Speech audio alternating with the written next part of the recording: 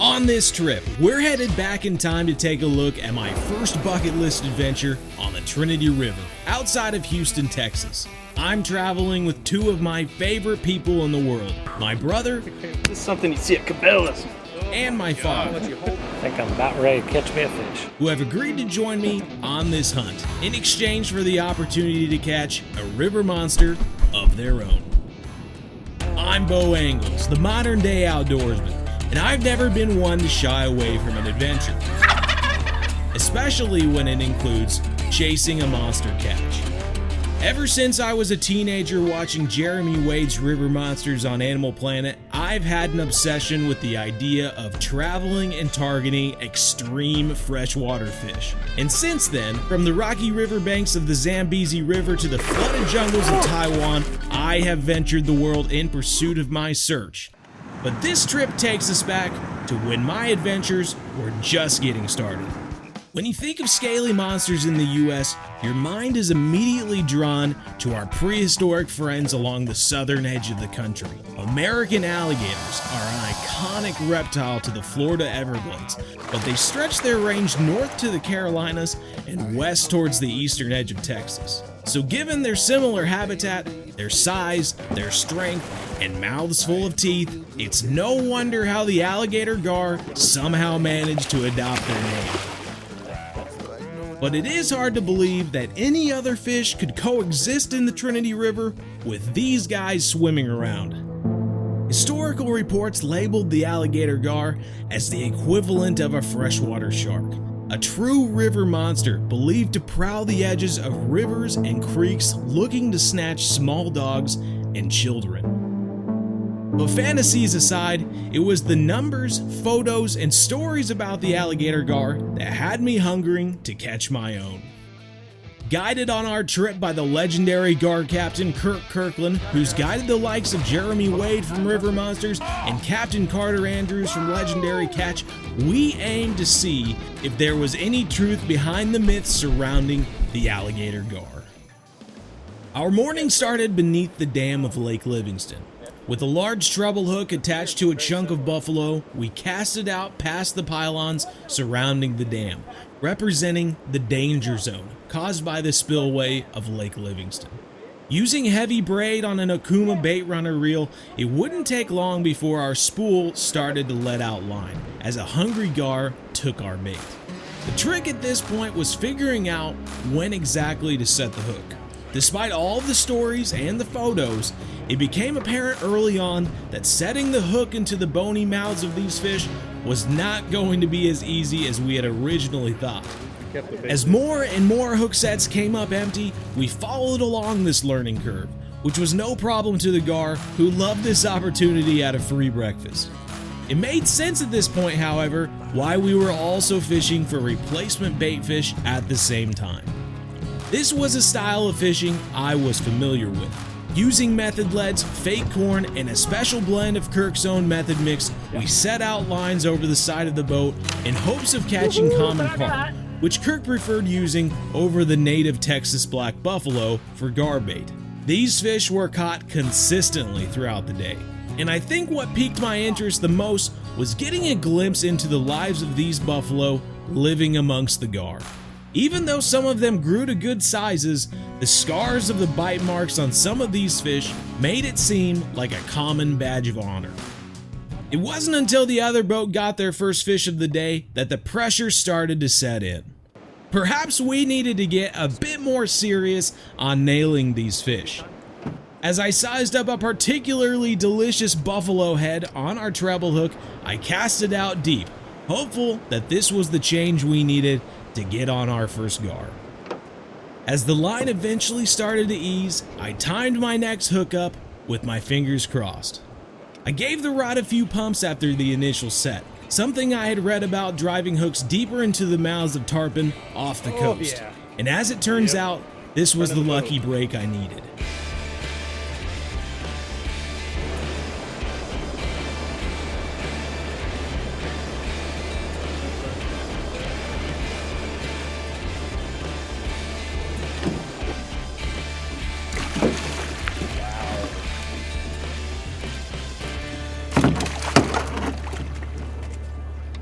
I think this first gar reminded me exactly what I love about fishing that you can't really afford while hunting.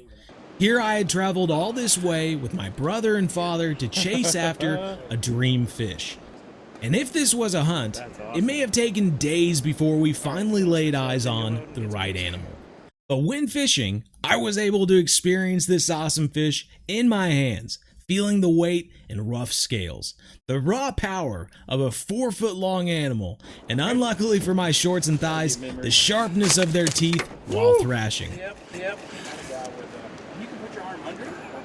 And even though this was one of the more average-sized fish over the 2 days fishing, it was nice to take a piece of that dream and finally bring it into reality. First fish of the day, though. Right on. Okay. Let's catch another one. After we landed our first gar of the trip, it was as if the curse had been lifted. My brother Zach finally found the hookup on a gar we'd been searching for all morning. And as he evaded the pylons to bring this fish in, it wasn't too much longer before we had an alligator gar in his hands as well.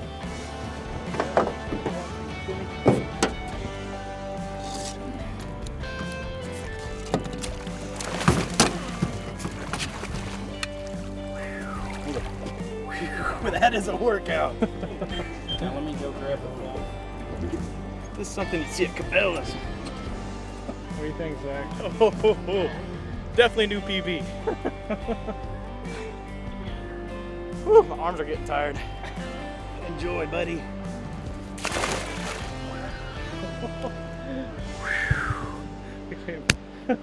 I'm exhausted. Dad, you're up.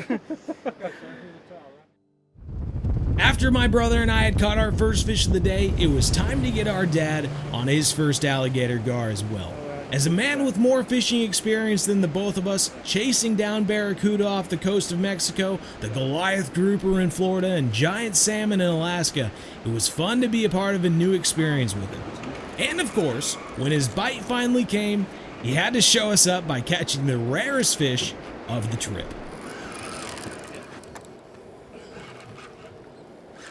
Yeah. Keep her on. After a few modest thrashes, the gar's head came into view, revealing a rare black alligator gar. But there was a problem. Our neighbor anglers in the next boat had a line tangled around the gar.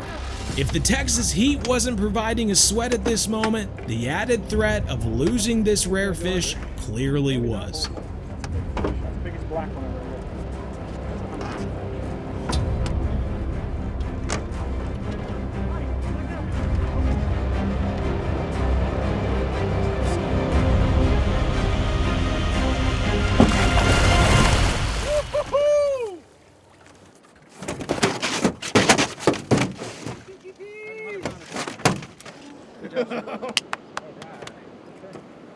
Oh my I'm God. gonna let you hold that for just a second. Measuring in at just past the height of my father at 6 feet 1 inches, this black gar became the highlight of day one.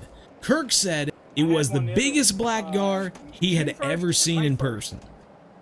Looking at the teeth, the size, and the girth of this fish, it was hard to imagine something with more size and teeth swimming in this river. Now, growing up in a small town in Kansas, the stories surrounding my father gave him the form of this fable-like figure, someone like Paul Bunyan or John Henry, that, as a son, you only hoped you could ever live up to. And although it's possible that he may have looked back on his upbringing, moving around from state to state and never feeling quite settled as a good reason to raise my brother and I in one place, I think it's these stories that gave me the travel bug to explore more than just the familiar. It was certainly his love for the outdoors that got me into hunting and fishing as well. All of this is to say that as an adult, experiencing something your parents have never been exposed to feels a lot like a passing of the torch, full of life lessons and memories, expanding as the next generation. But when given the opportunity to take that new experience and share it with your family, it transforms that passing of the torch and instead forms a familial bonfire, creating memories and experiencing lessons together. Now looking back on that day, my father holding that black gar, I knew we had accomplished just that.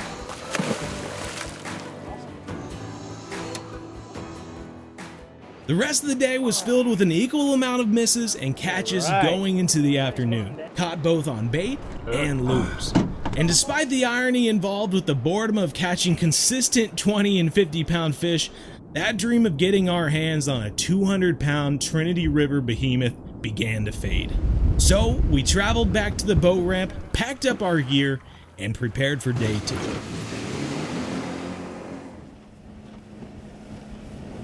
As we made our way to the center of Lake Livingston, Captain Kirk revealed his plan for day 2. Instead of making casts with bait and lures, we instead planned to target the gar on open water, which called for a change in tactics.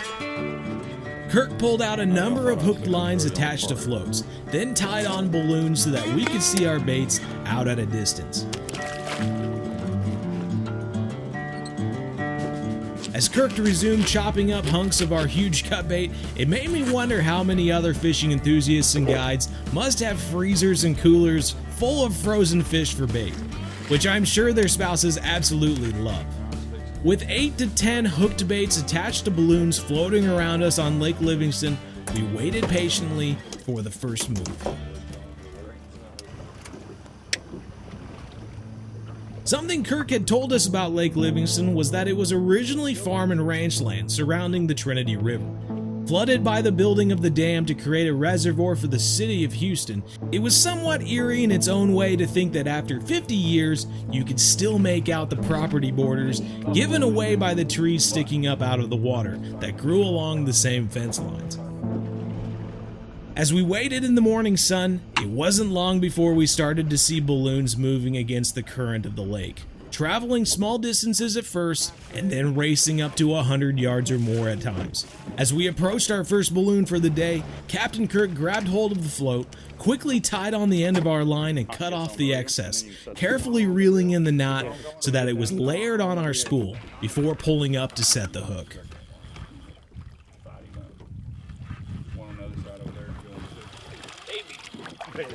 I thought you saw him.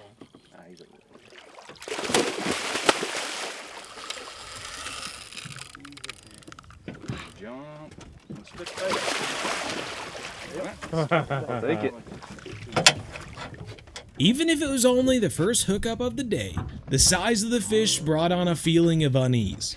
After seeing the drone footage from beneath the dam on the previous day, the thought of finding the behemoth we were searching for seemed near impossible. The next balloon was reeled in by my father, who made quick work of yet another juvenile gar. He had his handle. You got him. Nice. Followed by my brother.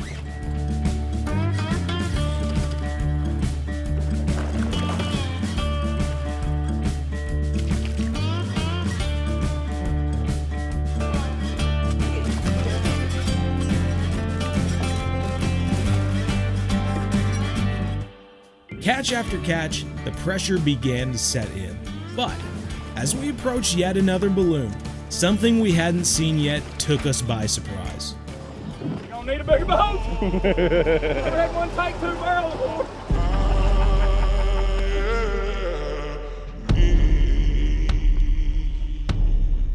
Captain Kirk leaned over the edge to grab the float, but feeling the tension, the gar on the end of the line pulled back, submerging the rope float entirely, resurfacing another 20 to 30 yards away. We approached the float a second time, but the gar acted out yet again. As I held my rod in hand, we turned the boat around, chasing down the float once more. Kirk reached again, managing to tie the knot as I reeled in tight and set the hook. The gar may not have been pulling rapidly, but it became clear that this would be a match of endurance. The gar's size and weight allowed it to pull out line with ease. I placed the butt of the rod under my stomach, continually putting on pressure as Captain Kirk steered the boat to keep up with this monster. Finally, the fish reached the surface and gave us a glimpse of why these fish rightly gain their name. Knowing now what was on the end of my line, the idea of losing this fish now felt like a real possibility. You can Come up here. You're not going to hurt me if that's where you need to be.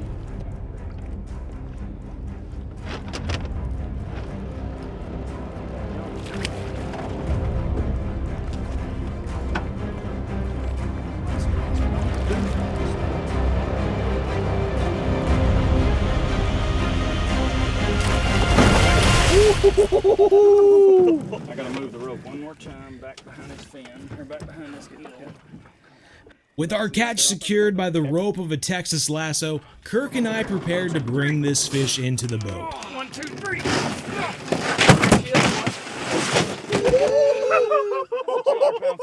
All right. Let's go. Nice. That's a 200 pounder. Oh, My my God. Because I'm gonna walk past her. I don't want to knock you out as if she hits me. I don't want to fly into the side of the boat. I'm gonna step right in front of you. Go for it. Unhooking her, we found the treble hook nearly bent straight, which means it may have been only a matter of time before that hook finally gave way under her immense weight and pressure. Okay, 93 inches long. Wow. Finally kneeling down with this fish, at 7 feet 9 inches in length and an estimated 234 pounds, I was overcome by the same feelings I had in Zambia standing next to an African elephant for the first time. I remember coming back from our first trip to Africa and being asked why I traveled halfway across the world to see animals that we have in our zoos in the US. And the same concept could be applied here. Why did I put forth the effort to see this fish in person when I could have seen it in any number of videos on YouTube or TV? And the answer is deeper than the fish itself. I remember the trip leading up to this. A 12-hour car ride, sharing a hotel room with my dad and brother. The feelings of disappointment I felt, thinking I might not ever see this fish in person. Reaching down, feeling how that monster's tail felt in my hands, opening and closing it like a naturally made Chinese fan. Despite all of the glossy shine over this fish, it was rough, like sandpaper. And the sound the knock made against that scaled skin made me feel as if it was as dense as boiled leather. The smell of that protective slime on that fish that stayed with us on our clothes for days, even after showering, which I'm sure my wife absolutely loved. These are the memories that stay with me, and there's something you can't experience through any video.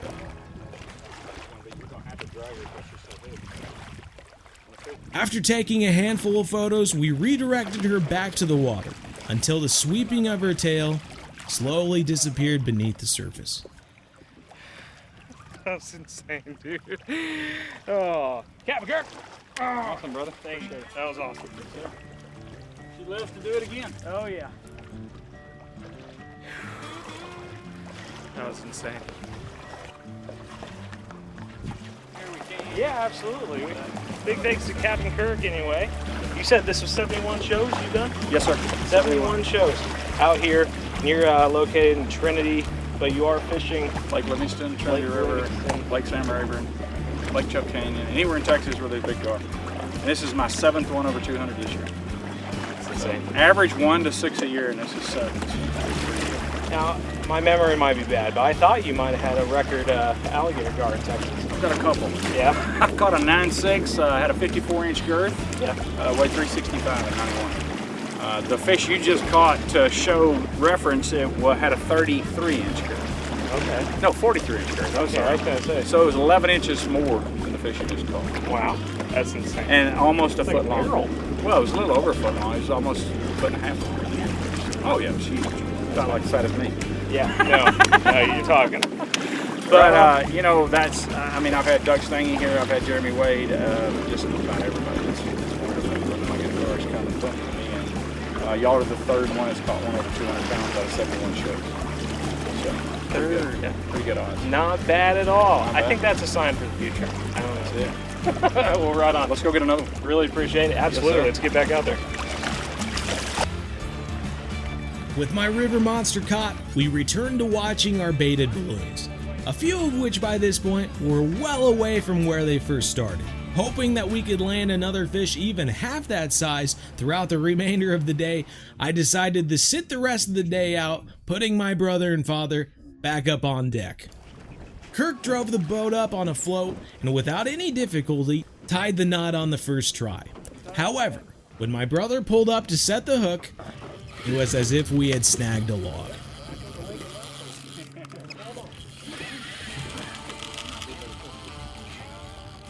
Keep pressure on it, don't you? Yeah, you know, pull on the drag.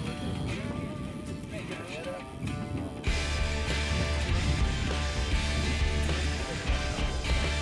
Yep. Oh!